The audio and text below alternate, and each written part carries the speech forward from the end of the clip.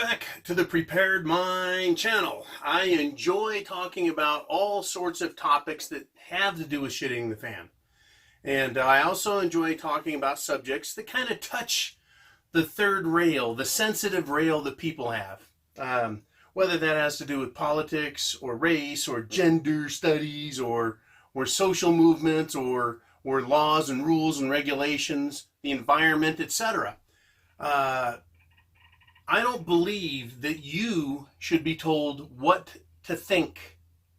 I don't believe that you and I should be told what we can't think or say or anything else. How are we supposed to know the bad words, the bad thoughts, the bad expressions if we can't even hear them? I mean, are we supposed to bumble along through life and just blurt out words and then have someone go, hey, by the way, you're not supposed to say that, and because you said it, you're now an evil, bad person? Ridiculous. Likewise, topics like we're going to discuss. John, you can't talk about that. You don't have a degree. You're not smart enough, right? Amateurs don't count. We're going to have a discussion about geology and shit hitting the fan. And I really am not even an amateur geologist, right? I look at ground and I can spell geography. I've been in an earthquake and I've been in shit hits the fan type situations. So I feel I am qualified as a free human being to discuss these things with you. Moreover, you guys seem to enjoy the vast array of topics we cover here. So I'm going to continue to do so. I know John in Fremont, hey brother, he's going to go nuts over this because the earthquake subject is something he really likes. A lot of people really understand geology, understand earth sciences. Right, I've been paying attention to earthquakes and earth sciences since back in the early 90s when there was this fella named, Gordon Scallion.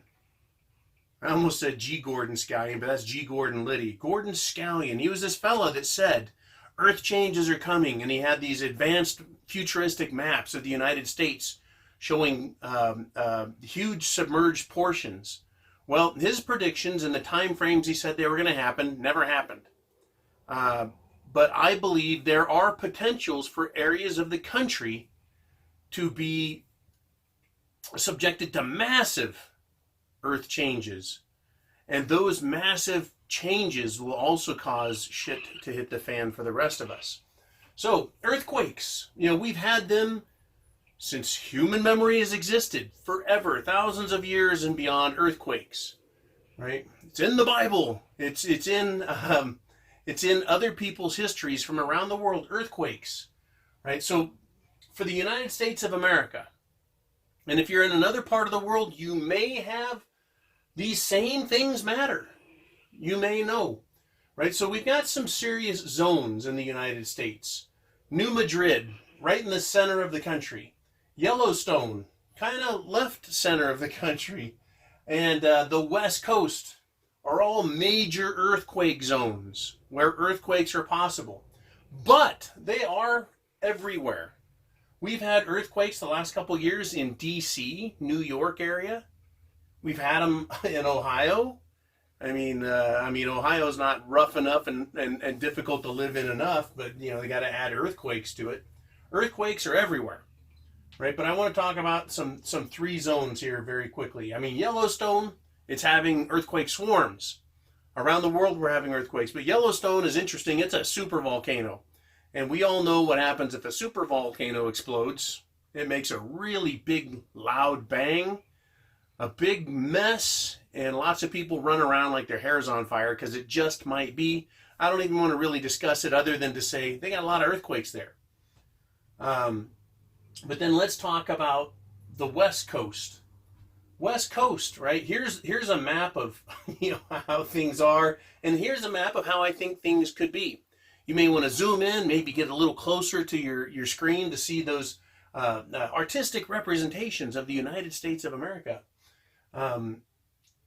There's threats, the shit hits the fan threats that come with earthquakes, fire, bridges, electrical power, gas as in natural gas pipelines, fuel as in gasoline for your car, food, and then nuclear power plants, right? Not nuclear, but nuclear. Nuke power plants. You have an earthquake, could cause all kinds of problem, and everybody downstream from that nuclear power plant's going to be unhappy. But they may develop gills and some other things and be able to swim in this new watery aquatic world I'm going to be discussing. So the threats, and the one I really want to discuss here, because it has a couple of places in the shit it's the fan discussion, right, is geo change, right? Earth changes. There is a potential, a big potential, I believe, for these earth changes. Not in some prophecy, not like the Gordon Scallion fellow was saying, but because of what activity is taking place in the world, right? And to a degree, human beings are contributing to this one particular change. So and you're going to go, John, we can't have the earth change from human activity. And I'll say, actually, yes. It was fascinating for me to learn that fracking, where they drill down, pump man-made chemicals into the earth, cause expansion and fracturing of the structure. Like here, I've drawn kind of a honeycomb structure under the ground. They're cracking it, and then natural gases are escaping and seeping out. They're collected and piped and sold as gas. That's the fracking stuff, natural gas fracking, right? So I was like, whoa, okay, human beings can affect the earth, at least locally, in a short amount of time, and maybe geographically, larger areas over longer periods of time, you know. So we're going to discuss that and what the potential shit it's the fan damage is. Okay, but geo change, yeah, humans can make some changes, small but significant, because our world that you and I live in is very fragile. Look, you quit getting gasoline, fuel, what happens to our world? It falls apart. No more food deliveries? It falls apart. No more power? Falls apart. Everything gets set on fire? Falls apart, burns to the ground, and then you got nothing, right? It's all bad, right? We're very fragile. Human beings, our civilization, our culture are all subject to threats. And of course, we're talking about the earthquake threat here. So humans can affect the earth, and we're going to talk about the ways in which we're doing this. Fracking is one, and I think those earthquakes up in the Ohio area, other areas up in the Wisconsin Great Lakes area, maybe that's from fracking. Maybe fracking is contributing it. I think maybe the fracking that's going on in the New Madrid area is causing it. Maybe there's no fracking there. Maybe I'm way off. You know, maybe. Having lighting difficulties today. Anyways, I think you can still see the board pretty good. Let me see if I can flip on a light. Okay. A sip of water, our main SHTF culprit for this video. You go, John, what do you mean water's the culprit? I thought this was an earthquake culprit thing. Well, earthquakes can cause problems, but there is a risk of water. So let's talk about California. Here I have, not to scale by the way, the Central Valley right next to the San Francisco Bay Area. And the San Francisco Bay opens into the Central Valley in California. With the exception where they paved it over and built cities, the Central Valley is extremely fertile,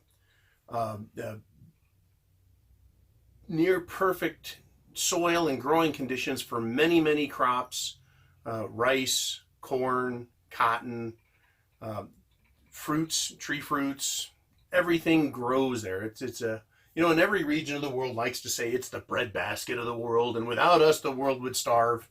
I don't believe that about any one region, but every region counts. Anyways, California, we've got an aquifer system under the ground, meaning, you know, the ground water doesn't just rain on the ground and it sinks straight down into the soil. For the most part, it all runs off into rivers. And you're going, John, thanks for the How Rivers Work 101. Well, it's important in this discussion, right? California, I've always thought, what if the Central Valley sunk? What if it sunk? We go, how is it going to sink? Well, it's made out of mud. Well, what do you mean sink, John? Well, they're pumping the water out in a lot of areas. Vast quantities of the valley, they pump water out of the aquifer system and use it for irrigation and all these agricultural crops. Let's stop on California there. Let's move over to the Mississippi River and the Mississippi River Valley, right in the center of the country, right? And I've got kind of a representation of that down here. Here's the Rocky Mountains. Look at all those trees and high, snow-covered peaks. And over here we got the Appalachians, a little lower, but still significant mountain range. Don't want to make fun of them. And in between, we've got the Mississippi River. And you could also say this is similar to the Central Valley in California. You've got the coastal mountains and you've got the Sierra Nevadas on the other side, right? And if it's sunk 50 feet, you would have one of the biggest inland bodies of water in North America. Right? It'd be a lot of oceanfront property. The Mississippi River Valley, you've got the river itself, right? And it's really big. It's really deep. But compared to the entire width, right, of the Mississippi River Valley, this green area, it's not, the river itself isn't that wide. But underneath the Mississippi River Valley is a huge aquifer system. Now, they started farming that well over 100 years ago. Probably, right, a lot more than that, a lot older than that. But what they do is you take a pipe and you drill it down in the ground and you start sucking water out. Let me get a pin here to point with. You suck the water out and you can start irrigating all of this land, right? All of this land in these green areas. If you drill wells, pull up water, that's great. But what is happening is the water used to be this high here, all the way up, right? You've got your crops and then your topsoil, and then you've got this kind of rocky, dense surface, and the water, rainwater, hits that, runs to the rivers, and out it goes, right? So you drill through that, and you get into the Mississippi River Valley aquifer system. Now, I've read about this. I'm no expert, and I'm sure a lot of people have opinions. I invite you to share them in support of or to argue against what I'm discussing. Okay? So what they discovered was when they started drilling, the water was relatively shallow, meaning there's a lot of water under the ground. But over the last 100 years, they've sucked the water down. The water level is dropping, and they have to drill deeper and deeper and deeper to get down to the water. Eventually, they're planning on running out because at the very bottom of this is probably some sort of pan, something really hard. And in the area I'm in, there is a basin, there's water that goes into it, and then way, way, way down there is lava and ancient dinosaur bones and whatever else, hundreds of feet down below, thousands of feet maybe. And, they know what's really deep. And what's deep here, you got rock again. It's not water to the center of the earth, it's rock. Anyways, the water level is being pumped down because they're having to drill deeper and deeper. And what I want to draw your attention to is the ground is not solid dirt. I drew these honeycombs in here. It's more like a sponge, right? It's full of water. You drill down, there's water. You suck the water out, right? And the water flows sideways and fills it up, but eventually, like a glass of Kool-Aid, you suck it down. Well, you're left with this honeycomb of rock structure that's probably damp, but it's not loaded with water anymore, right? So now you've got these hollow cavities, right? You've got voids in the soil here and there. I don't know whether there's tubes or it's just spongy. Anyways, we've got this situation where there's less water down there. So I asked myself, in the New Madrid fault area, without the water in the ground, it's kind of like a sponge that's drying out, and it could crumble and fall. It could sink. Now, in California, we have the aquifer system. And you know what they're doing there? They're pumping water back down into it. It's rainwater out of the rivers. Whatever they're doing, they're trying to put water back into it. I think they've realized there's a problem with sucking the water out of aquifers to the point where the levels are not being replenished as fast as they're using it. Like I said, California, you could end up with, instead of this nice green fertile valley, you could end up with, a really big lake, a big inland sea, and call it the Central Valley Sea, right? I don't know what they would call it. Sea of California, the see you later. Anyways, that's earthquake. We could have an earthquake. It could cause a shifting of the ground, and it settles. It drops. It lowers. Now, John, you're full of shit. John, no effing way. You big frickin' Swedish blowhard.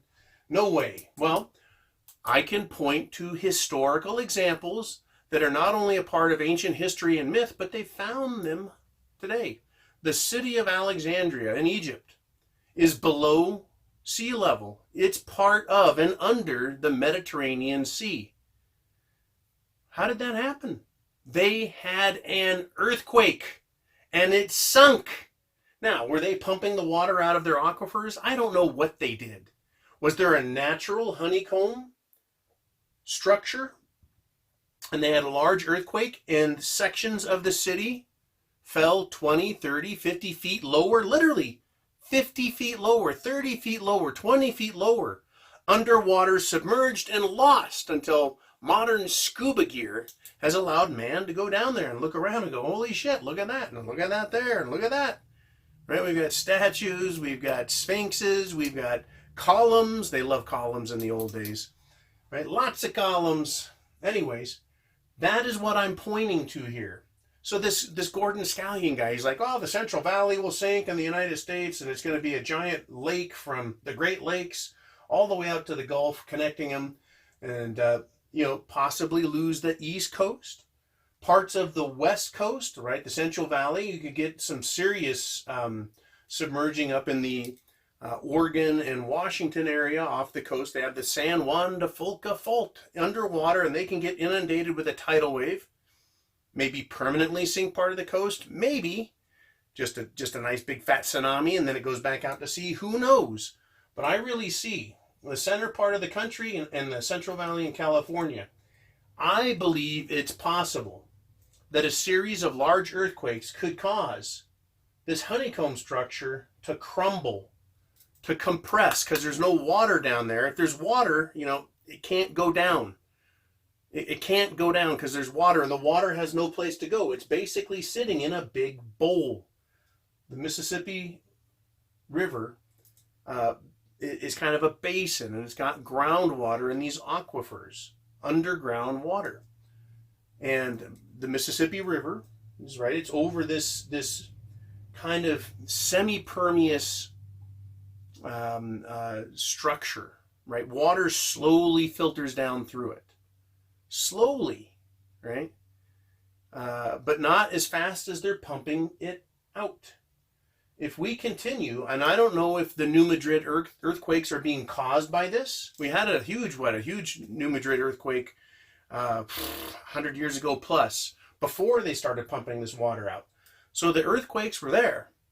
The question is this going to exacerbate it? And because of the missing water, those volumes, those pieces, like a quarter inch here and a half an inch there, and another inch over here, and 3 inches there, and an eighth of an inch here.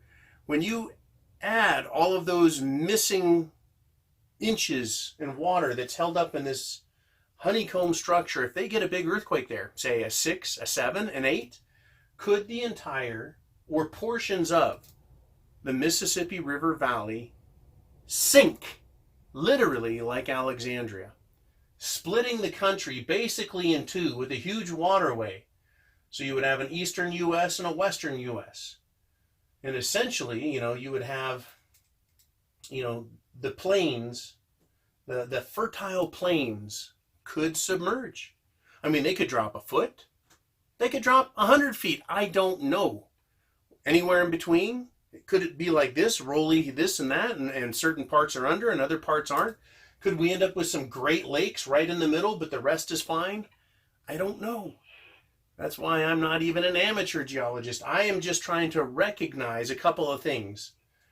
That this aquifer system is part of a delicate natural structure that human beings over the last 100 years have affected to a degree. Just like we can do fracking, we can crack the earth and make earthquakes happen all over the place. And just like the city of Alexandria, there's examples where areas have just sunk because of an earthquake. We have that possibility with earthquakes. Is this a conspiracy video? Possibly. Oh, by the way, if you're afraid, I don't want to steal anyone's childhood by scaring them to death with this video. So please, children, go back in time and leave the room if you're gonna be triggered and have nightmares. But this, I think, is possible. Is this something you can prepare for? Sure, why not? If you're not in these areas, you're prepared. If you are in these areas, have a life raft. Fuck, I don't know, right? Because I don't know, how long would it take the Mississippi Valley to sink? In a day? In an hour? Would it take 10 years and lots of earthquakes and continually shifting down and like a big sinkhole? I mean, we've seen sinkholes, right? It's like, well, there was water and dirt there, then it disappeared, and then the ground fell in. Could the entire Mississippi River Valley become a giant sinkhole and fill up with ocean water? You know, right out of the Gulf of Mexico there. You just kind of pull it on in. Is it possible? Yes. Do we want it to happen? Hell no. Is it a stretch? Yes. Do we have evidence of it happening in the past? Yes. Would it cause shit to hit the fan? You bet. Would it change the world as we know it? Of course. Right. Anyways, earthquake. Big one, right? They keep talking on the West Coast here. We talk about the big one. We're overdue for the big one. One of the volcanoes that's near me, we're overdue for it to come to life. Right? Everything is always overdue. We're overdue at the San Juan fault offshore. Right? We're overdue for a lot of things. We're overdue for, well, almost due for Yellowstone. Right? Overdue this, overdue that. But what would it take? Right? What would it take? Well, it would take an awful lot of energy released in the Mississippi River Valley, but could an earthquake do that? You know, just some thoughts, just some things to think about. This is just a bonus video. There'll be no test on it on Friday. Just something to think about. No test on Monday either. I always hated Monday tests. You want me to come back from the weekend after working and playing and take a test on Monday? Give me a break. Right? Monday's for sleeping. Okay. Anyways, earthquakes. Think about it. Put your comments below. Is it possible? And also, that's why I think Bigfoot lives in the mountains in California, just in case the Central Valley sinks. Smart little hominoid, whatever he is. Anyways, give it a thought. Give it some consideration. Don't get crazy. Have some fun with it. Anyways, thank you so much for watching, supporting the Prepared Mind channel, and I'll continue to bring you my pet theories and try and support it with whatever evidence I can. But basically and mostly, food, water, shelter, clothing, medicine, means of self-defense, have a plan. Understand emergencies can happen, and we don't have to have 10% of the country sink underwater for there to be threats of earthquakes with fire, losing our bridges and infrastructure, power, you know, natural gas, food, fuel, and nuclear power plants. Lots of other things that could send us into civilization turmoil. Yeah, the big one, the big one, is something I think about every now and then when it comes to, and especially hearing how man has taken the water table down in the Mississippi River Valley. It's very interesting to consider. A lot of fun. I'll talk to you guys very soon. Right? Take care and have fun.